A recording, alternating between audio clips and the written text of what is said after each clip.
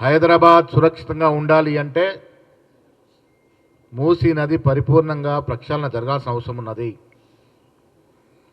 తొలగింపులు తీయాల్సిన అవసరం ఉన్నది. తద్వారా హైదరాబాద్ సురక్షితంగా ఉండడమే కాకుండా కింద ఉన్న రంగారెడ్డి, నల్గొండ జిల్లా రైతులకు కూడా నీరందించే అవకాశం ఉన్నది. ఆనాడు అధికారుల వ్యక్తులు చెప్పినటువంటి మాటలు ఇలా దాన్ని వక్రీకరించి తిరిగేసి మాట్లాడుతూ ఉన్నారు. సోషల్ మీడియాలో ముఖ్యమంత్రికి వ్యతిరేకంగా, మంత్రులకు వ్యతిరేకంగా, మాకు వ్యతిరేకంగా పెయిడ్ ఆర్టిస్టుల ద్వారా విచ్చలవిడిగా వీడియోలు పెట్టిస్తూ ఉన్నారు. అబద్ధపు ప్రచారం, విష ప్రచారం చేస్తూ ఉన్నారు. వీటన్నిటి మీద కూడా ఎంక్వైరీ చేసి చర్యలు తీసుకోవాల్సిందిగా నేను ప్రభుత్వం ఉన్నటువంటి ఈ క్రైమ్ డిపార్ట్మెంట్ కోరుతా ఉన్నాం. మేము అప్లికేషన్ కూడా పెడతాము. మాకు తెలిసి మూసీ నది ఇదే రకంగా ఉంటే ఇవాళ మనం చూస్తూ ఉన్నాం, ఏ హాస్పిటల్కి వెళ్ళినా కిటకిటలు ఆడుతూ ఉన్నాయి. ఏంటి ఆ పరిస్థితి? ఎందుకు వస్తుంది? ఎక్కడ చూసినా వైరల్ జ్వరాలు, ఎక్కడ చూసినా సర్ది జ్వరాలు, ఎక్కడ చూసినా అంటువ్యాధులు ఎందుకు వస్తూ ఉన్నాయి? మన ఇల్లుని మనం ఆరోగ్యకరంగా ఉండేందుకు చక్కబెట్టుకోవడంలో తప్పుందా? దీన్ని ఎందుకు తప్పుగా చూస్తూ ఉన్నారు, తప్పుగా చూపిస్తున్నారు? ఒక్కసారి ప్రజలు అర్థం చేసుకోవాల్సిన విజ్ఞప్తి చేస్తూ ఉన్నాను.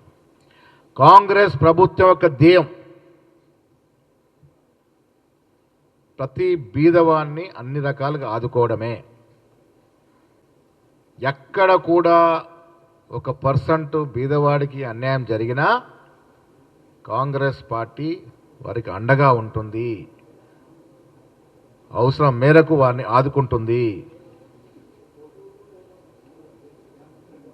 మూసీ నదిని ప్రక్షాళన చేసుకున్న తర్వాత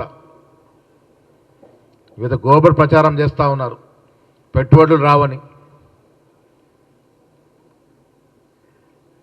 మీరు తెలుసుకోవాల్సింది, బీఆర్ఎస్ నాయకులు ఇవాళ ఏ పట్టుబడిదారుడు హైదరాబాద్ రావాలన్నా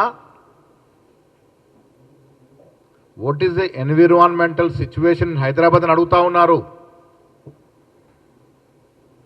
మన దేశంలో ప్రాణానికి కొంత విలువ తక్కువ అవచ్చు, బట్ యూరోప్ దేశాలు కానీ వెస్టర్న్ దేశాలు కానీ ప్రాణానికి ఎంత విలువేస్తో మీకు తెలుసు. హైదరాబాద్కు వస్తే మేము పెట్టుబడులు పెడితే అక్కడున్నటువంటి ఎన్విరాన్మెంటల్ పరిస్థితి ఏమిటి,